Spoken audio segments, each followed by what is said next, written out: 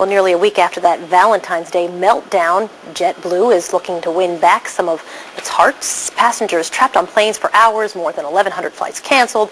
You know the story, holiday weekend plans wrecked. The first really bad reviews for what was once a favorite small airline.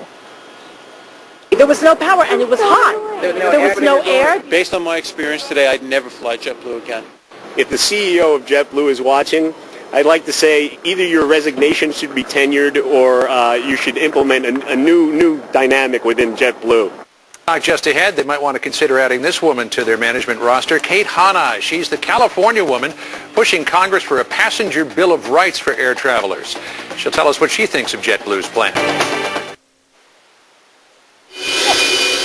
Well, you just heard a moment ago that apology from the CEO of JetBlue. How are the passengers going to take it?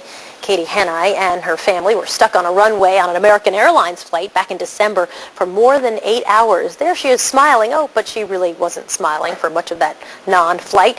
Ever since then, she's been pushing Congress to pass a passenger's bill of rights, and she's in San Francisco this morning. Katie, nice to see you again. Thanks for talking with us. You heard from the JetBlue CEO. What did you think of what he said? Well, he's a very likable gentleman, and for face value, I like what he said. The problem is that the airlines, since the Northwest incident in 1999, have been making idle promises to us about how they're going to adapt levels of the prior bills of rights that were proposed and nearly legislated. And they made commitments to us, and those commitments turned out to be predictions. And they summarily dismissed every element of them. But isn't there a theory, Katie, that says, especially in the JetBlue case, listen, maybe passengers are going to give them another chance, and if they don't get their act together, they're going to walk. They're going to vote with their wallets and just say, forget it, we're not flying you anymore if you can't manage to keep up your end of our passenger, owner relationship. I think to some degree there's some truth to that, but I also think that passengers are not just flying on JetBlue. They're flying on many other airlines where we're having incidences like what happened with JetBlue and like happened to our family. 3 incidences this year, and these incidences are turning people's lives upside down, and they're putting their health and well-being at risk. The tarmac rage that my husband and I and my 2 children witnessed from our tarmac on December 29th, people being arrested on planes because they couldn't tolerate being held on them anymore.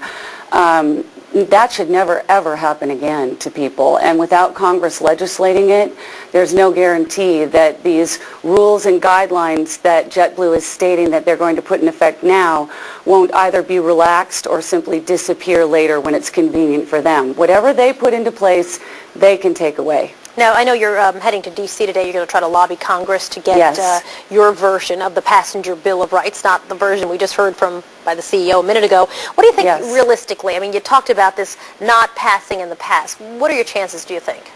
I think they're very good. Really? Why this time?